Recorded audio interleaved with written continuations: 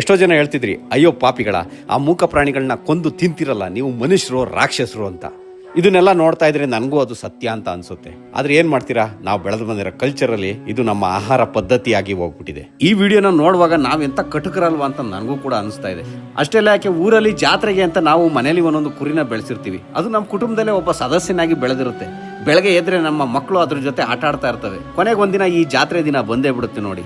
ಇವತ್ತು ಬೆಳಗ್ಗೆ ಎದ್ದು ಅದರ ಮುಖ ನೋಡಿದ್ರೆ ಹೃದಯದಲ್ಲಿ ಏನೋ ಒಂಥರ ಜಲ್ ಅನ್ನತ್ತೆ.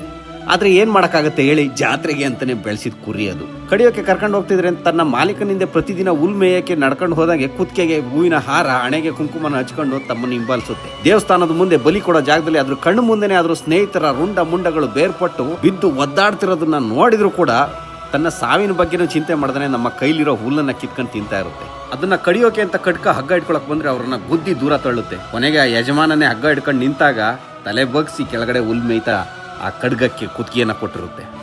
ಅದರ ಕುತ್ತಿಗೆಯನ್ನ ಕಡ್ದಾಗ ಆ ಹುಲ್ಲು ಇನ್ನೂ ಹೊಟ್ಟೆಗೆ ಸೇರಿರಲ್ಲ, ಕುತ್ತಿಗೆಯಲ್ಲೇ ನೇತಾಡ್ತಾ ಇರುತ್ತೆ. ಆ ಕುರಿಯ ತುಂಡಾಗಿರೋ ರುಂಡದ ಕಣ್ಣುಗಳನ್ನ ನೋಡಿದಾಗ ನನಗೊಂದಿಷ್ಟು ಪ್ರಶ್ನೆಗಳು ಕಾಡ್ತವೆ. ಆ ಕುರಿಗೆ ನಾನು ಸಾಯ್ತೀನಿ ಅನ್ನೋದು ಗೊತ್ತಿತ್ತ? ತನ್ನ ಯಜಮಾನನಿಗೆ ಅಂತಾನೆ ನನ್ನ ತಲೆ ಅಂತ ಅದು ನಿರ್ಧಾರ ಮಾಡಿತ್ತ? ಇಲ್ಲಿ ಸತ್ತಿದ್ದು ಕುರಿನ, ಇಲ್ಲ ನಮ್ಮ ಮನುಷ್ಯತ್ವನ?